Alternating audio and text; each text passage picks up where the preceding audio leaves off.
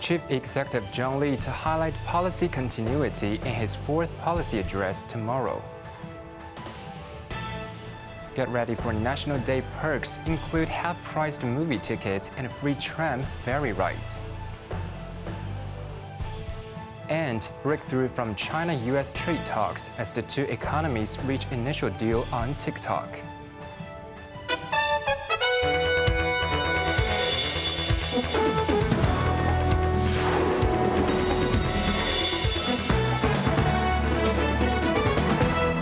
Good evening, you're watching Cable News. I'm Quentin Yang.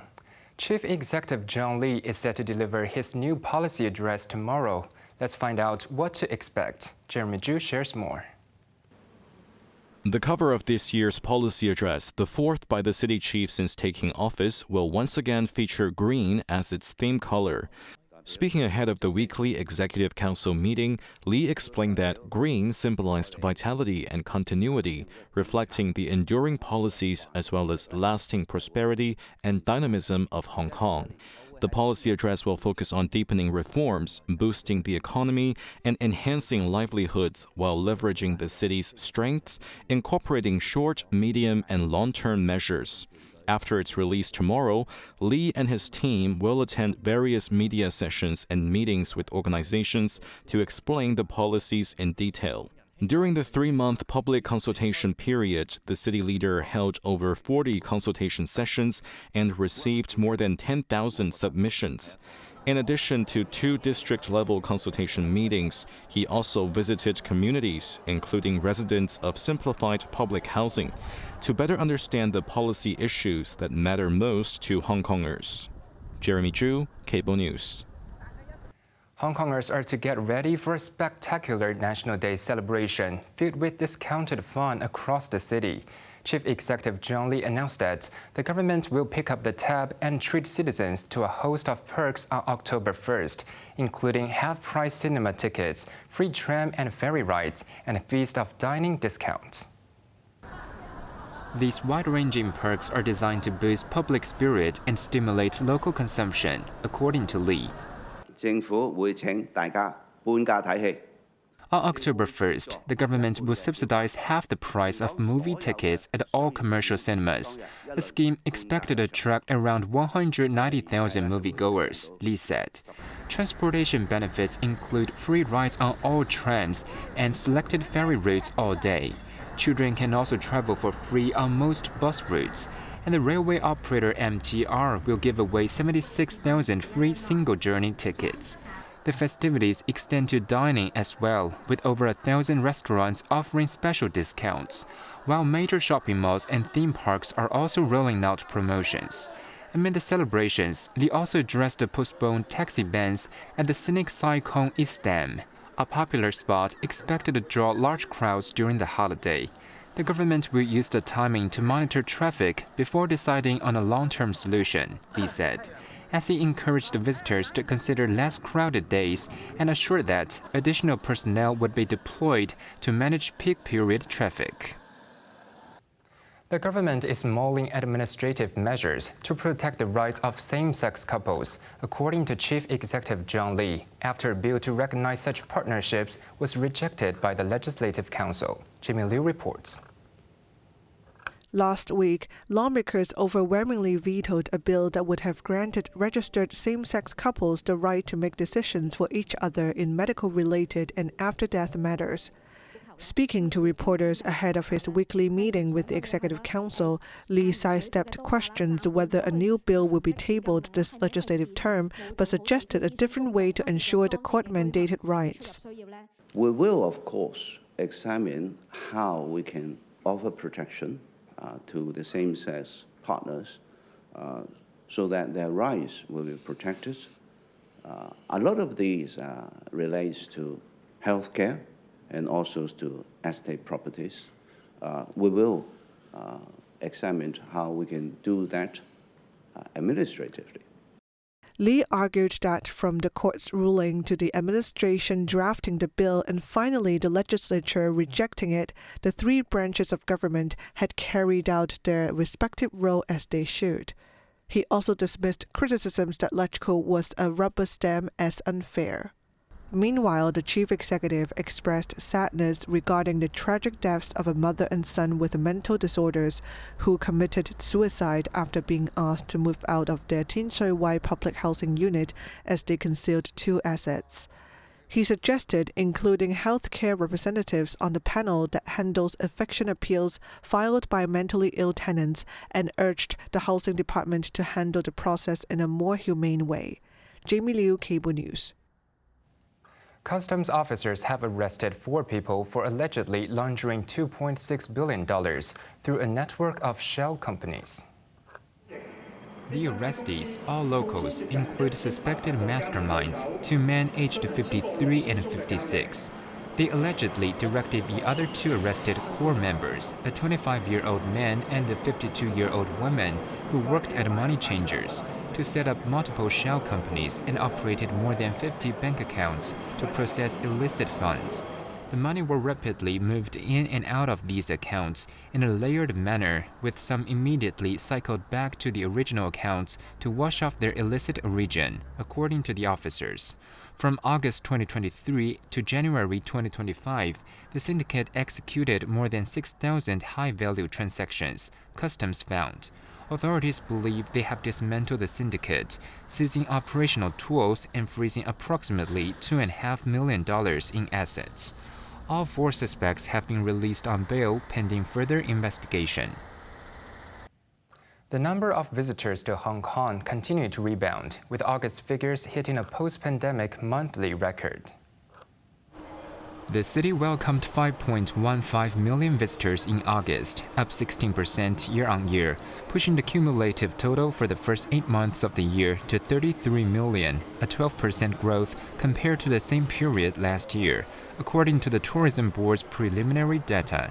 Mainland remained the largest source of visitors, contributing about 25 million arrivals in August, an 11% rise from a year ago, whereas visitors from other markets rose by 16%, logging some 7.5 million arrivals.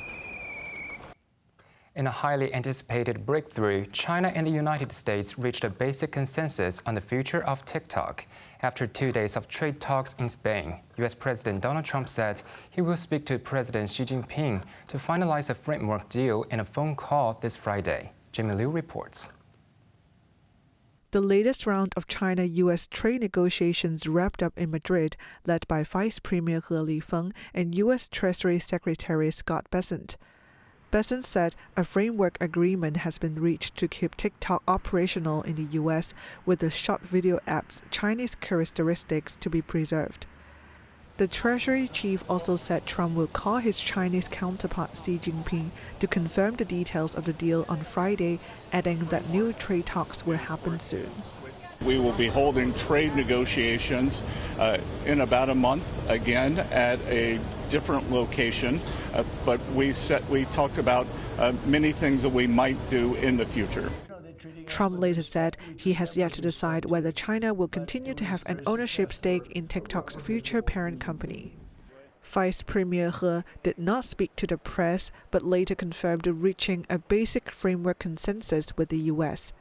He stressed that Beijing fully respects the will of Chinese overseas firms and supports them to engage in fair business negotiations. Chinese Trade Representative Li Chenggang said they agreed to the deal because, after looking into it, they believe it serves their mutual interest. He said Beijing will examine and approve relevant matters involving TikTok, such as the technology export and the licensed use of intellectual property, in accordance with relevant laws and regulations. Meanwhile, Chinese regulators have accused U.S. chipmaker NVIDIA for violating anti-monopoly law following a probe into its business practice. U.S. Treasury Secretary Bessent described the findings as coming at a poor timing. Jamie Liu, Cable News. The United States and Qatar are on the verge of finalizing an enhanced defense cooperation agreement, according to top U.S. diplomat Marco Rubio, as he headed to Doha to ask the Gulf partner to stay on as mediator in Gaza, a week after Israel launched airstrikes there and killed Hamas officials and a Qatari security officer. Rubio, speaking while departing Israel for Qatar, emphasized that Qatar remains an indispensable mediator in the Gaza conflict, despite the attack. Well, as you saw, the Israelis have begun to take operations there, so we think we have a very short window of time in which a deal could happen. We think the Qataris could play a very key role in making that happen. He confirmed the U.S. would work with Qatar to finalize the defense agreement soon. U.S. President Donald Trump also sought to assure the Qataris, as he told reporters in Washington that Israeli Prime Minister Benjamin Netanyahu won't be hitting Qatar again. Though his remarks contradict that of Netanyahu, who threatened to attack Hamas leaders wherever they are during a press conference with Rubio on Monday. Meanwhile, Arab and Islamic leaders convened an emergency summit in Doha, where they unanimously condemned Israel's attack. In a joint communique, they supported Qatar's right to take all necessary measures to protect its sovereignty. Qatari Prime Minister Mohammed bin Abdulrahman Al Thani demanded international accountability for Israel.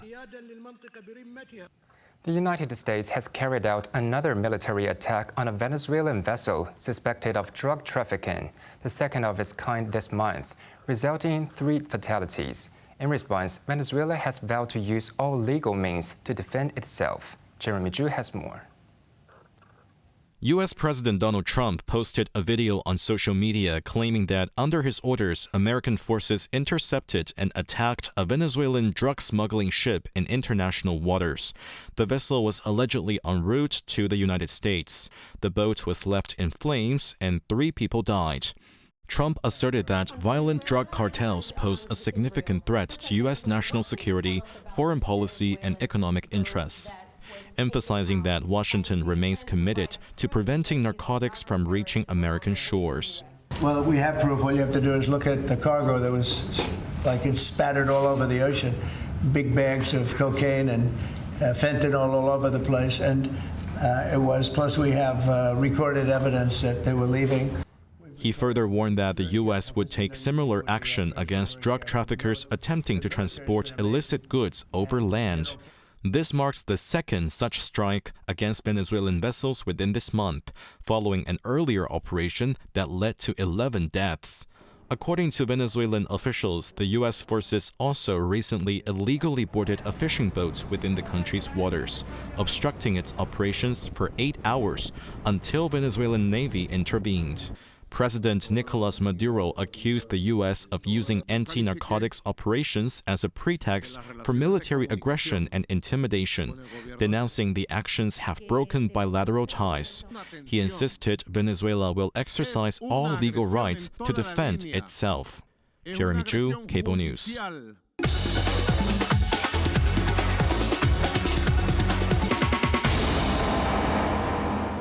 Hong Kong's latest unemployment rate has held steady, outperforming market expectations. The city's jobless rate for June to August remained unchanged at 3.7%, while the underemployment rate climbed from 1.4% to 1.6%. Overall, the number of unemployed people increased by around 6,000, reaching approximately 151,000. By sector, increases in unemployment were mainly seen in food and beverage service activities and manufacturing, while decreases were recorded in construction as well as professional and business services. Secretary for Labor and Welfare Chris Sun noted that, while the employment situation will continue to be affected by individual sectors, the city's economic stability and government stimulus measures will sustain labor demand. Now let's take a look at the stock market. The Hang Seng Index closed 8 points lower. Top active stocks of the day: Alibaba was down $1.10. Tencent was up $1.50. Xiaomi was up 25 cents, and SMIC was up 20 cents. Onto the weather now. Mainly cloudy with a few showers. Temperatures will range between 28 to 33 degrees. Very hot with sunny periods during the day. Isolated thunderstorms in the afternoon. Moderate easterly winds. And that's our news tonight. I'm Quentin Yang. Thank you for watching. Good night.